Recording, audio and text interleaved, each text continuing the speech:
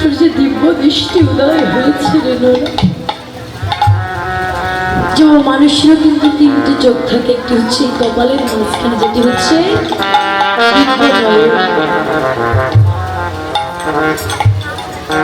তখন গুরুদেব ডেকে ডেকে বলছেন, নোরা তুই বরং দেশে ফিরে গিয়ে তুই পুনর্সংসার কর। তবে এই জগতে তো গুরুবাক্য লঙ্ঘন করা যাবে। তাই নোরা কি করেছে, গুরুদেবের চরণে শিশির প্রণাম জানিয়ে ফিরে চলে এসেছে সেই রাজশাহীর তেতলধাম। সেখানে এসে তালপাতার একটা ছোট্ট কুঠির বানিয়েছে আর তাতে গোবিন্দ মূর্তি অঙ্কিত করেছে। আর প্রতিদিন ভিক্ষার ঝুলি নিয়ে ভিক্ষা করে এনে গোবিন্দ সেবা। এবার যখন কিছুদিন কেটেছে, গুরুদেব আমার মনে মনে চিন্তা করেছে, আচ্ছা নোরাকে তো আমি বললাম দেশে ফিরে গিয়ে পুনর্সংসার করতে, যাই যাই একবারে দেখে আসি ও কেমন পুনর্সংসার। তো যখন এসেছে দেখে একটা ছোট্ট কুঠিরের বারান্দায় 6টি ছেলে আর 1টি মেয়ে খেলা করছে। তখন তাদেরকে ডেকে ডেকে বলছি, খোকা খোকা তোমরা কি বলতে পারো এখানে নড়ার বাড়ি কোনটা? বলছি হ্যাঁ এটাই নড়ার বাড়ি। বলছে তাহলে তোমরা কেন? বলছে আমরা হচ্ছে নড়ারের সন্তান, আমরা হচ্ছে নড়ারের ছেলে। তখন গুরুদেব চিন্তা করেছি, আমি নরাকে বললাম দেশে ফিরে গিয়ে পুনর্সংসার করতে, আর ওই সে সংসারে পেতে বসেছি। না না এখানে তো আর এক মুহূর্তও থাকা যাবে না।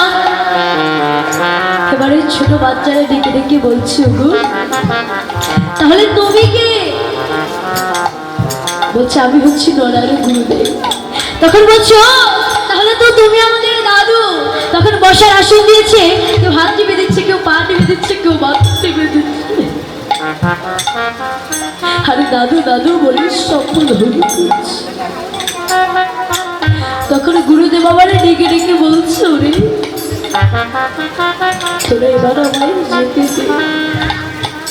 দেখি দাদা আমার যদি কি বেলা হয়ে যাচ্ছে, তোরা আমায় যেতে। আর যখন গুরুদেব গৃহপথে রওনা করেছে, তখন নরা আমার ভিক্ষা করে ফিরছে। দূরে থেকে দেখতে পেয়েছে আমার গুরুদেব যাচ্ছে। কাছে এসে বলছে, গুরুদেব হগো গুরুদেব আপনি এসেছেন, আমার কত সৌভাগ্য। তখন গুরুদেব ডেকে ডেকে বলছে, ওরে নরা ওরে নরা বলে তুই আমার সম্মুখ হতে দূর হয়ে যাও। তোকে আমি বললাম দেশে ফিরে গিয়ে পুনর্সংসার করতে, আর তুই এসে সংসার পেতে বসেছিস।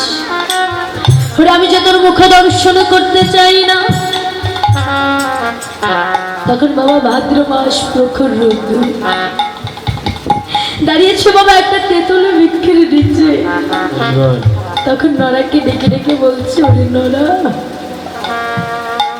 ওরে নরা তুই কি পারবি এখন আমার গোবিন্দ সেবার জন্য আমাকে একটু অমৃত ফল এনে দিতে?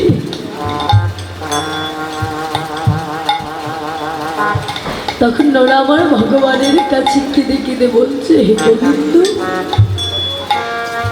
হে গোবিন্দ তুমি আমার এই জগতে কেমন পরীক্ষায় ফেললে প্রভু। বলি এখন আমি অমৃত ফল কোথা থেকে পাবো? তো বাবা দাঁড়িয়েছিল একটা তেঁতুল বৃক্ষের নিচে। সেই তেঁতুল বৃক্ষের কাছে কেঁদে কেঁদে বলছো, হে তেঁতুল বৃক্ষ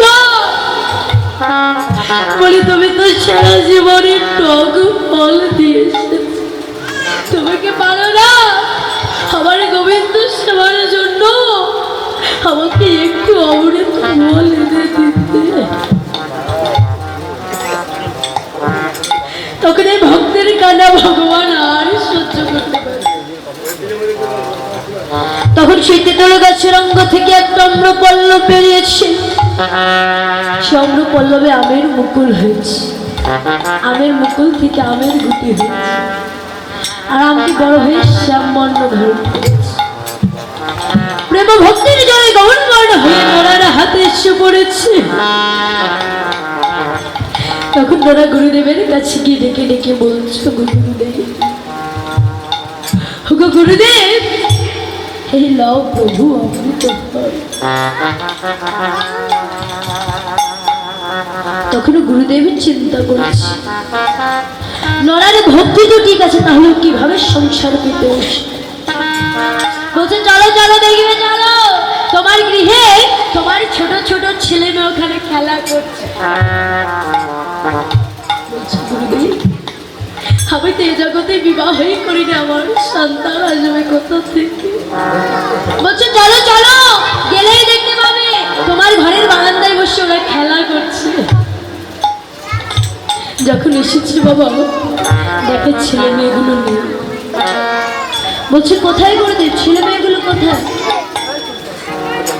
বলছে বারান্দায় নেই, দেখো ঘরের ভেতর আছে, ঘরটা খুলে দেখো। যেই না বাবা ঘরে খুলেছে, দেখে পঞ্চতত্ত্ব রাধা গোবিন্দের মধ্যে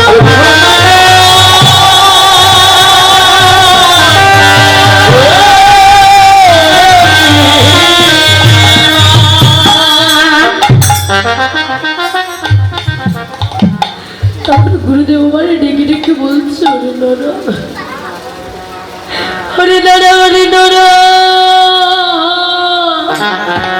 ওরে নরা, এই জগতে যদি ভক্ত ভক্তের মতো হয়, গোবিন্দ তাকে বাবা বলে। ভক্ত যদি ভক্তের মতো হয়, গোবিন্দ তাকে মা বলে। তখন নরাকে ডেকে ডেকে বলছে, ওরে নরা, বলি আয়া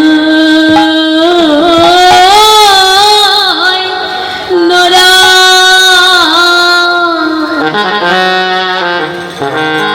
ওরে আমার বক্ষে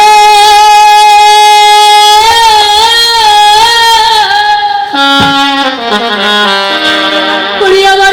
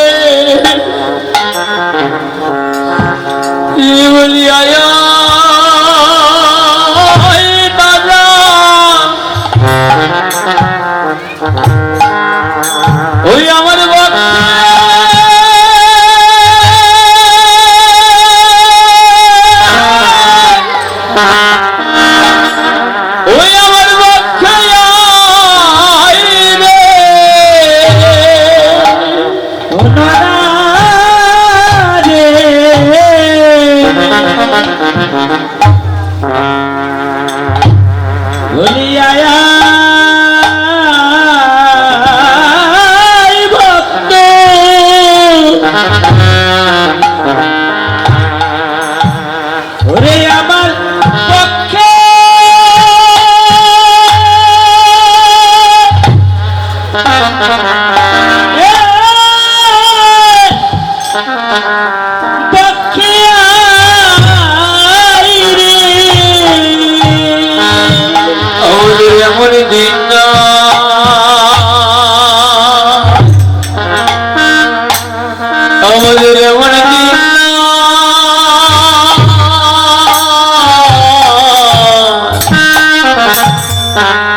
আমাদের হয় কি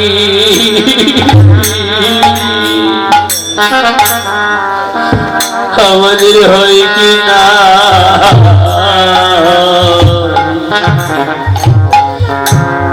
বলিয়া দাদা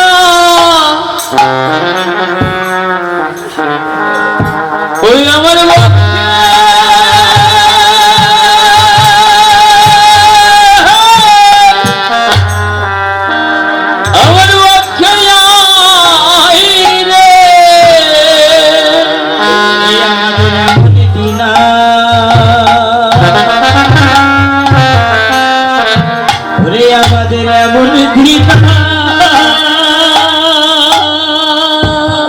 বল হরি বল।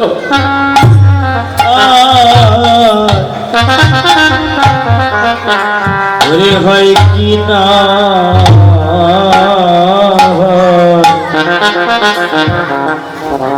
ও ভক্ত রে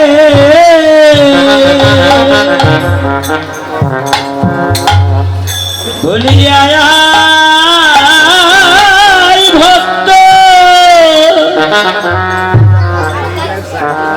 ওরে আমার বক্ষ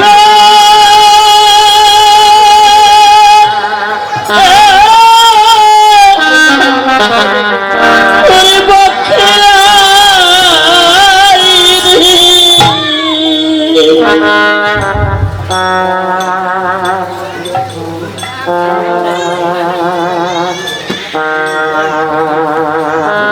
আমরা কিবা কোথায়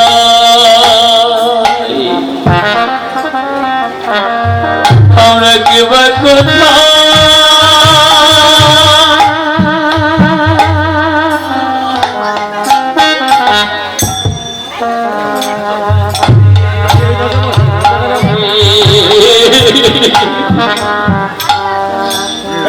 আমরা চলে যাবো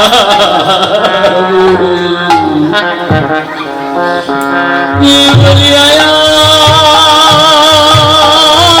ভক্ত ওই আমার ভক্তে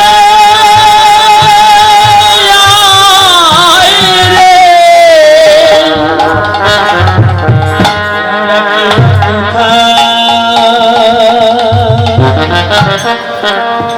ওরে আমরা কেবা কোথায়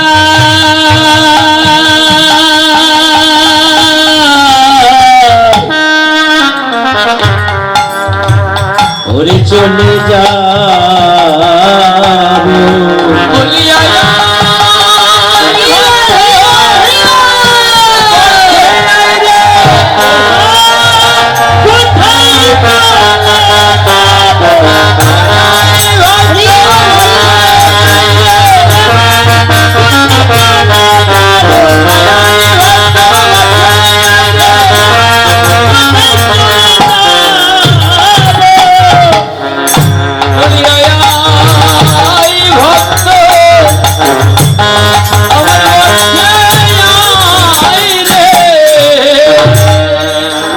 বলছি বাবা এই জগতে যদি ভক্ত ভক্তের মতো হয় গোবিন্দ তাকে বাবা বলে ভক্ত যদি ভক্তের মতো হয় গোবিন্দ তাকে মা বলে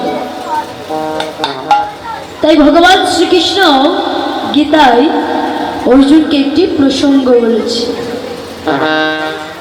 কি বলেছিলাম যে অর্জুন এই পৃথিবীতে মোট 8 প্রকারের ভক্ত আছে বলছে এই পৃথিবীতে মোট 8 প্রকারের ভক্ত আছে 4 প্রকারের ভক্ত আমাকে ডাকে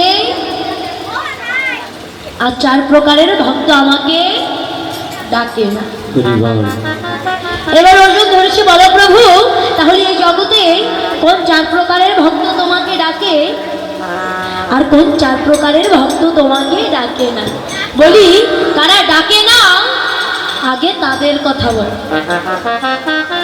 তখন ভগবান শ্রীকৃষ্ণ বলছে নমঃ দুষ্কৃতিনাম মূঢ়া প্রপজ্যন্তে নরধমে মায়ায় অবহিত জ্ঞান আসুরাঙ্গ ভাবনাস্য অর্থাৎ 1 নম্বর নমঃ দুষ্কৃতিনাম মূঢ়া অর্থাৎ যারা সারাদিন শুধু দুষ্কর্ম করে বেড়ায় জগতে তারাই আমায় ডাকে না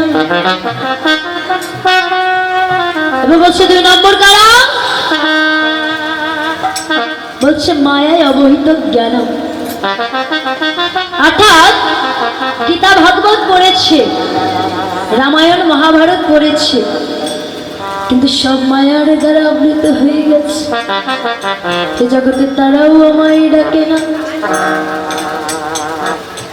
এবং হচ্ছে প্রপঞ্চন্তে নারাধামে অর্থাৎ যারা মানুষের বলে জন্মগ্রহণ করেছে কিন্তু এই জীবনে কখনো মানুষের মতো কর্মই করে না এই জগতে তারাও আমায় ডাকে না এবার বলছে 4 নম্বর কারা, বলছে আসুরাঙ্গ ভবনাশ্রিতা, অর্থাৎ এই জগতে যাদের মধ্যে আসুরে গহা প্রবল তারা কিন্তু আমায় ডাকে না।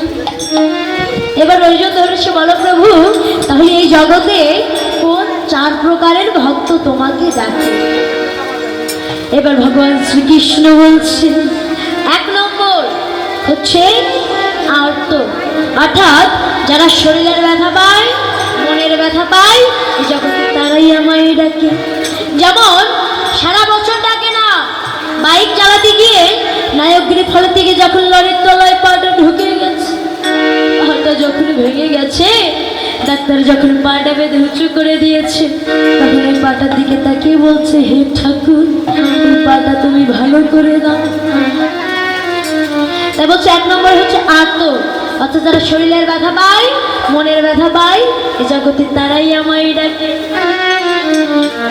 এবার হচ্ছে 2 নম্বর কারা, বলছে জিজ্ঞাসু, অর্থাৎ এই জগতে যারা আমাকে জানতে চায়, বুঝতে চায়, তারা আমাকে ডাকে। এই যেমন বাবা আপনারা কোথা থেকে না কোথা থেকে চলে এসেছেন ভগবানকে জানার জন্য, বোঝার জন্য। তাই বলছে 2 নম্বর হচ্ছে জিজ্ঞাসু। এবার হচ্ছে 3 নম্বর কারা, বলছে অর্থার্থে, অর্থাৎ এই জগতে যারা অর্থ চায় আবার পরম অর্থ চায়, তারাও কিন্তু আমাকে ডাকে। যেমন বলে ভগবান এই বছর 1 তলা দিয়েছি, সামনের বছরে যেন 10 তলা দিতে পারে। বলছে অর্থ চাইছে আবার পরম অর্থও চাইছে, এই জগতে তারাও আমায় ডাকবে। এবার হচ্ছে 4 নম্বর কারা, বলছে জ্ঞানের যে ভারতবর্ষ, অর্থাৎ এই জগতে যারা জ্ঞানী, যারা জেনে ফেলেছে যে আমার চরণে ছাড়া মুক্তির কোনো পথ না, এই জগতে তারাও আমায় ডাকে। এবার অর্জুন ধরেছে, বলো প্রভু তাহলে এই 4 প্রকারের ভক্তের মধ্যে তোমার কোন প্রকারের ভক্তটা বেশি প্রিয়? তখন বলছে 4 নম্বর ভক্তটা আমারই বেশি প্রিয়, কেননা এই জগতে যে জেনে ফেলেছে যে আমার চরণে ছাড়া মুক্তির কোনো পথ না, তখন কি আমাকে ভক্তি নিয়ে ডাকে।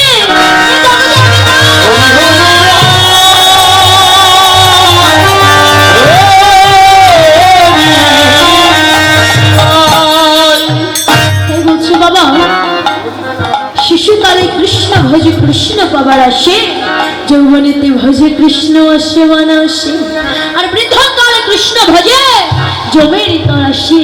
তাই ভগবান বলেছে যে আমার ঘাটে সকালে সকাল আসে, আমি তাকে সকালে সকাল পারে, যে আমার ঘাটে দুপুরে বেলায় আসে আমি তাকেও পার করে দিই, কিন্তু যে আমার ঘাটে সন্ধ্যা আগত করে আসে আমি তাকে কি করি, আমি তাকে পার করি বটে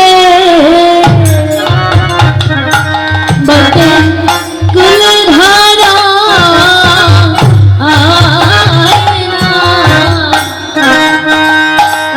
পার করি বটে কুলধারা আয়না, করি বটে কুলধারা আয়না।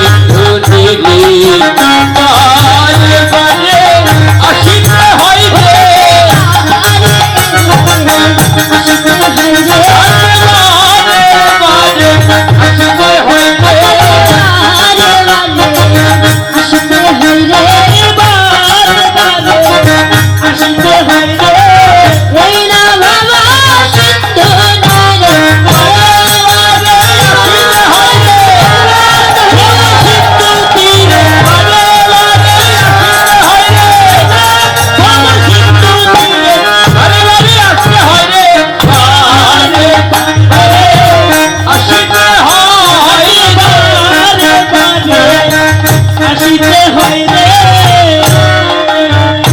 রাজ ঈশ্বরধনী নদীর তীরে আমার গৌর কৃষ্ণ এই হরিনামের খেলা খেলছে।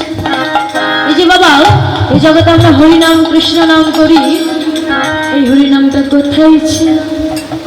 এই হরিনামে ছিল সে রাধারানীর খাজ ভান্ডারে। সেখান থেকে কিন্তু বাবা এই হরিনামের জগৎ মাঝে বিলিয়ে দেওয়া হয়। তো বাবা কে বিলিয়ে দিয়েছে? তাই বলছে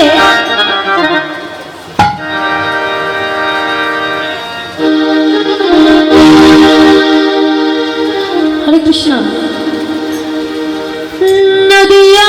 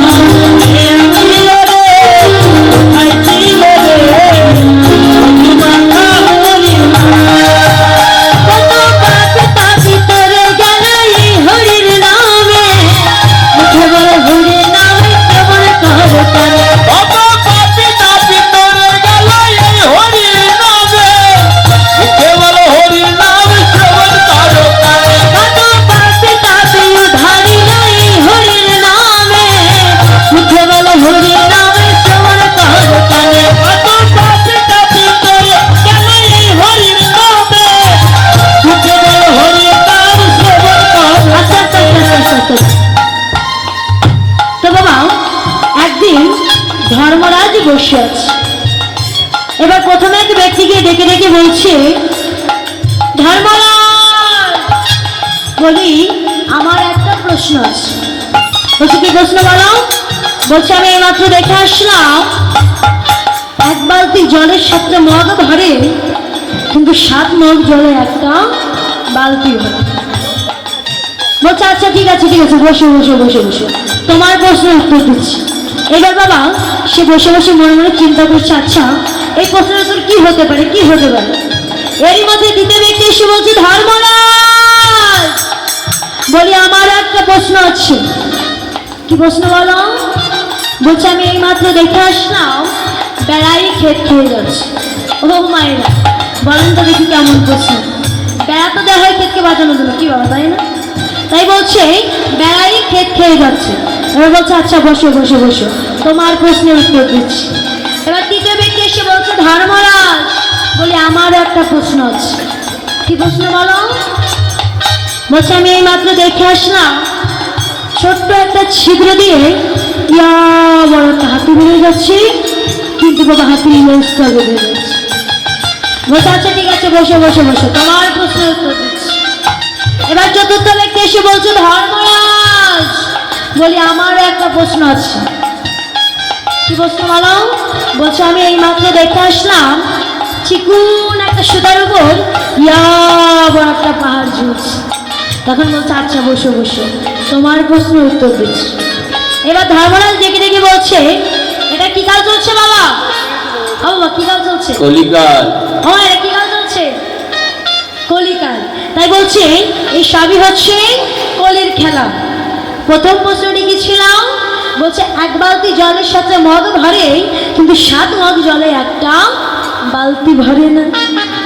তাই বলছে এই কলির যুগে দেখবেন বাবা, একজন পিতার 7টা সন্তান থাকতে পারে।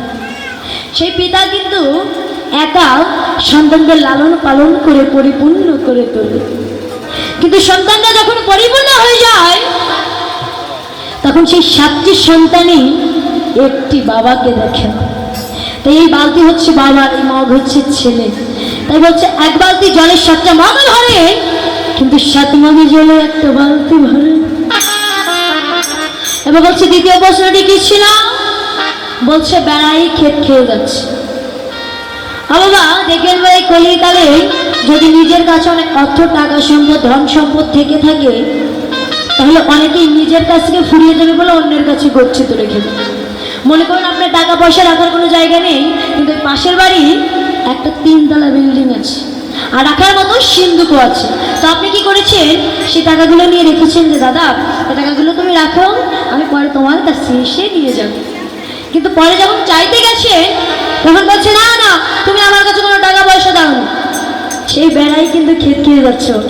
যার কাছে টাকাগুলো রাখতে দিয়েছেন সে কিন্তু সেই টাকা আত্মসাৎ করে নিচ্ছে। এই বলছে বেড়াই ক্ষেত খেয়ে যাচ্ছে। এবার বলছে দ্বিতীয় প্রশ্নটি কি ছিল? কি ছিল বাবা? ও এটা কি ছিল? কি ছিল? কারোরও মনে নেই। ও বাবা কি ছিল? বলছে ছোট্ট একটা ছিদ্র দিয়ে ওর একটা হাতি বেরোয় যাচ্ছে, কিন্তু বাবা হাতির লেজটা বেঁধে যাচ্ছে। তাই বলছে এই কলিকালে দেখবেন বাবা যারা বড় বড় মন্ত্রী মিনিস্টার আছে তারা কিন্তু অপরাধ করে আইনের ফাঁদ দিয়ে বেরোয় যাচ্ছে, কিন্তু তার জন্য যারা দিন মজুরি খেটে খায় পেছনে থাকে আর কি চেলাবেলা, তারা কিন্তু বাবা ওই জেলের ঘানি টানে। এই হাতি হচ্ছে বড় বড় মন্ত্রী মিনিস্টার, আর এই লেজ হচ্ছে চেলাবেলা। আর এই ছোট্ট ছিদ্র কিসের? এটা হচ্ছে আইনের ছিদ্র। তা বলছে বড় বড় হাতি বের হয়ে যাচ্ছে, কিন্তু তার লেজটা বের হয়ে যাচ্ছে। এবার বলছে চতুর্থ প্রশ্নটি কি ছিল? বলছে চিকুন একটা সুতার উপর একটা পাহাড় ঝুলছে। তাই বলছে বাবা এই যে কলিকালে এসে আমরা যত পাপ করছি তা জমে জমে কিন্তু একটা পাহাড় তৈরি হয়েছে। তাহলে পাহাড়টি পড়বে কি করে? আমরা যদি হরি নামে কৃষ্ণ নাম করি তাহলে সুতরাং পাহাড় বলে